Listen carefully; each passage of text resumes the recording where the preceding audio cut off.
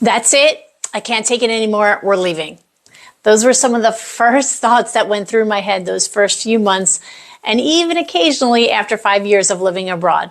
Hi, I'm Danielle from Expat Livin, and when I moved with my husband, our 4 kids, and our dog to Spain about 5 years ago, we thought we were prepared. We had to research visas, housing, schools, cost of living. But once we actually got here, well, we realized that there were a lot of things that nobody tells you about moving abroad. And some of the mistakes that we made cost us time, money, and a lot of unnecessary stress. So in today's video, I'm sharing the 5 biggest mistakes that we made moving to Spain, so hopefully you can avoid them. But first, if you enjoy the content about moving abroad, living overseas, and building a life in another country, consider subscribing to our channel.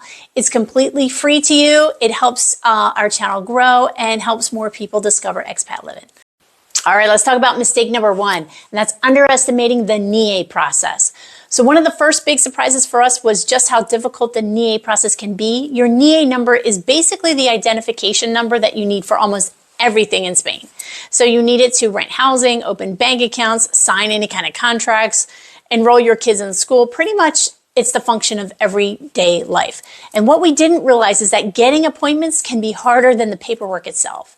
So when we first arrived, because we had moved to a small town and we also had help of a guide, we were able to get our NIE appointments relatively quickly, within about a month. But when we renewed our NIEs, the process took about 9 months.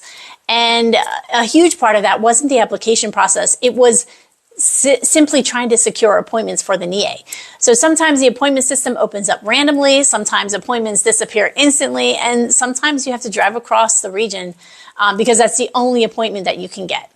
So it can feel like you're trying to win concert tickets for like Taylor Swift, right?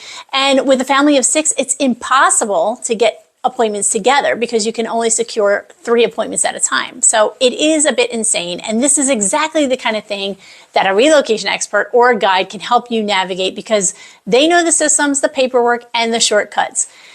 And if you're planning a big move to Spain or any other country, this is exactly why we created the Move Abroad Mentorship program inside Expat Livin. We walk people through the process step by step so that they don't waste months figuring out how things work the hard way like we did. So I'll put the link in the description below. All right, mistake number 2 is not fully understanding the school system. The second mistake we made was not really understanding the Spanish school system. Before moving, I did know that there were public schools, private schools, and concertado schools. But I didn't really understand a difference between each of those and the different education philosophy that goes along with them. So for example, we were surprised to learn that in some schools, there's much less emphasis on early reading compared to what we were used to in the United States. And the teaching style is different. The structure of the curriculum is different. And even how teachers are hired in public schools can be very different from what American families would expect. For example, in Spain, teachers often go through a government exam system and a placement that places them in a particular region for their assignments. None of this is good or bad, it's just different. But if you have children, those differences do matter because your child's learning style might thrive in one system but struggle in another. And if I could go back, I would have spent a lot more time researching how schools actually operate, not just where they are and whether they're public or private. All right, mistake number 3 is ignoring exchange rate risk. The third mistake that we made was not thinking enough about the exchange rate. So when you move abroad and your money is still coming from another country, like the United States, currency fluctuations suddenly matter a whole lot more. When the dollar drops against the euro, it's like taking an automatic pay cut. If the exchange rate moves 10 to 15%, that can affect your housing costs, tuition costs, groceries, everyday spending. And if you're transferring large amounts of money internationally, like, maybe to buy a house, those differences add up very quickly. This is something that many people simply don't think about before they're moving abroad. But it's worth planning for how much money stays in your home country, how much you should convert when you move abroad, how much you should bring in actual funds, because timing alone can make a huge difference. All right, mistake number 4 is not understanding kids' activities. I know it's simple, right? This one completely surprised us. In the United States, signing your kids up for sports for school is usually pretty easy. You go online, you fill out a form, you pay with a credit card, done. Right? In Spain, well, not so much. It's going to depend on where you live, but the process can be very different. In the first small town that we lived in, if you wanted to sign your child up for a sport like soccer, we say football now, or basketball, you had to wait for a flyer to be posted somewhere in the town. And then you had to go to the sign-up day at the municipal building and stand in line. And in our case, that line wrapped around the corner and we waited 4 hours. And if you didn't bring the right paperwork or cash to pay, you might have to come back another day. And that day, I was fortunate enough to have a friend with me who was also in line, and we were able to take turns leaving for bathroom breaks. And then when my friend realized that we needed cash to pay for everything, I was able to run to the ATM to get us both covered.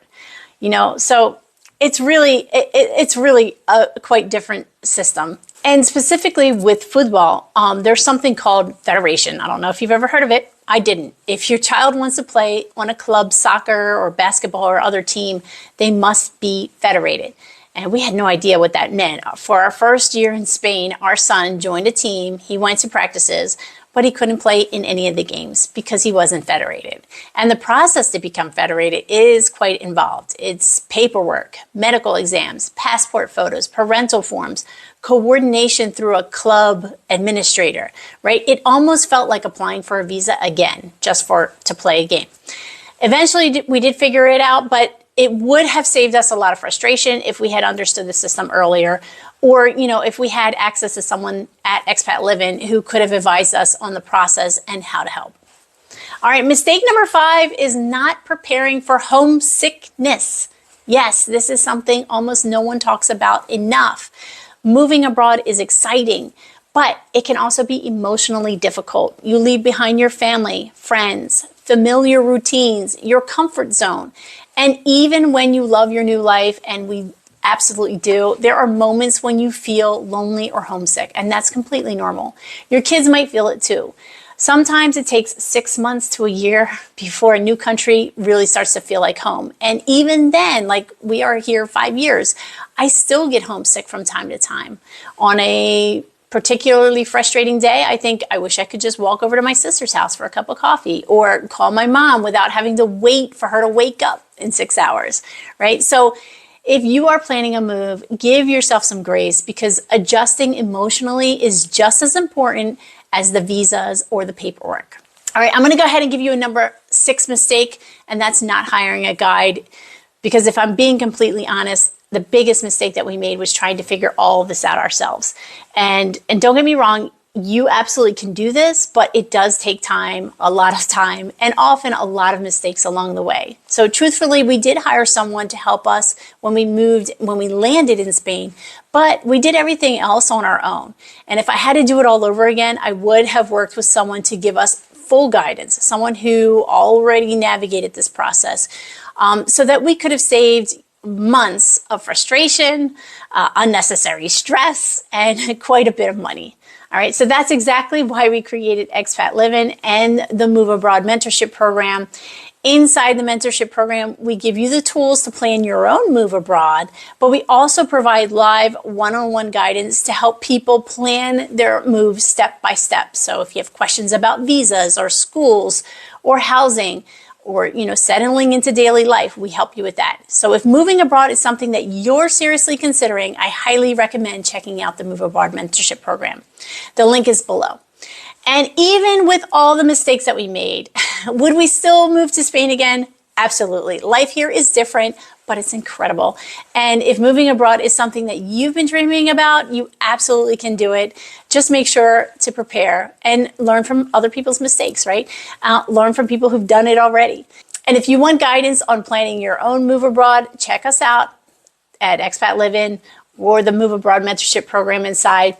As I said, the link will be in the description. We help people get from where they are to where they want to be. And if this video helped you, please give it a like, give us a thumbs up, subscribe to our channel, and share this video with a friend because every week we share real advice about moving abroad and building a life overseas. Thank you so much for watching, my friends, and happy travels.